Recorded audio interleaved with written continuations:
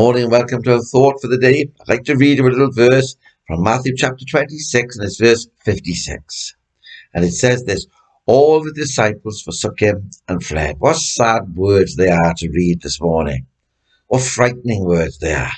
Oh, that God will never allow us to forsake him and flee from him, for he will never forsake you and he will never forsake me.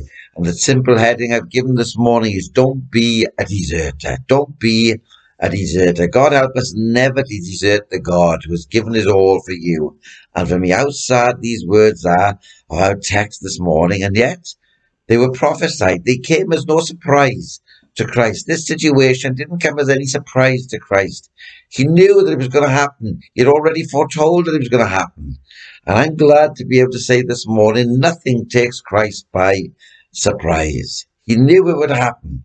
And in these last days in which we live, God help us to be faithful to our Christ. You see, he never deserted them, but they cowardly, for fear of their own lives, fled from him at the very outset of his sufferings. This is a plain lesson to show, friends, us the frailty of believers. If left to themselves, they're but sheep, and they flee when the wolf appears. You notice that they'd all been warned of the danger and promised to die rather than to leave their master, but they were taken by sudden panic and they fled. It may be today that the promise Christ that is yours, the promise that Christ makes to you, the promise that you have made to Christ, you need to look afresh at them and make sure that you are keeping your side of the bargain. It may be that you promise Christ that you will face whatever the trial may be that comes your way, and you think that you can conquer. But I want to tell you, friends, that you cannot conquer anything in your own strength.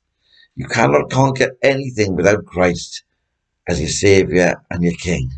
And so we must trust completely upon him and in him alone.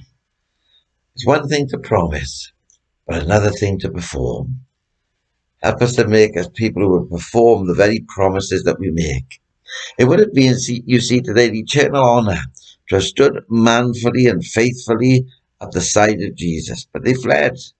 God help us from imitating them. God help us to be strong and to be courageous for Christ.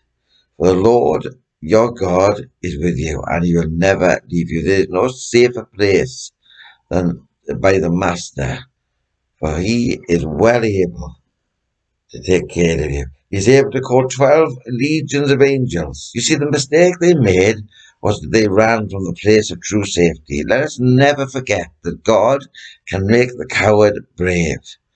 For they were apostles who were as frightened as a mouse, but now they've become as bold as a lion. You see, after the Spirit of God came upon them, and the same Spirit that made them brave can do the same for you and me today. It's the very same Spirit. There is no difference. How sad the Saviour was.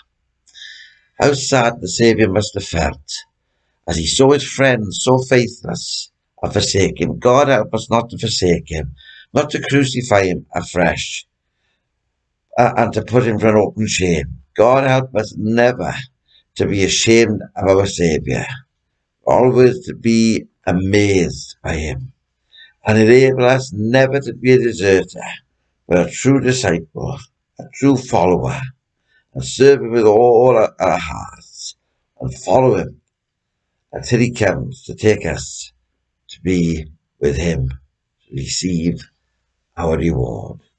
God bless you all. I look forward to speaking with you again tomorrow morning.